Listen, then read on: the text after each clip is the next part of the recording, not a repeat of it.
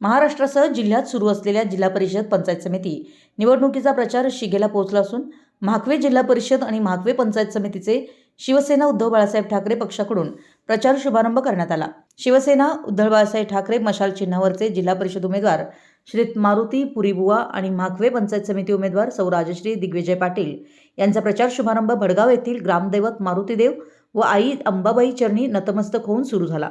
यावेळी शिवसेना उपजिल्हा प्रमुख संभाजी भोकरे, शेतकरी शिवसेना जिल्हा प्रमुख अशोक पाटील, डॉक्टर के.एम. महादेव पाटील, काँग्रेस तालुका अध्यक्ष अमर चौगुले, विक्रम पाटील, हरी सुतार, तुषार पाटील, राज भारमल, आनंदा माने, सोनू लाड यांच्यासह परिसरातील नागरिक, मतदार, शिवसैनिक उपस्थित होते।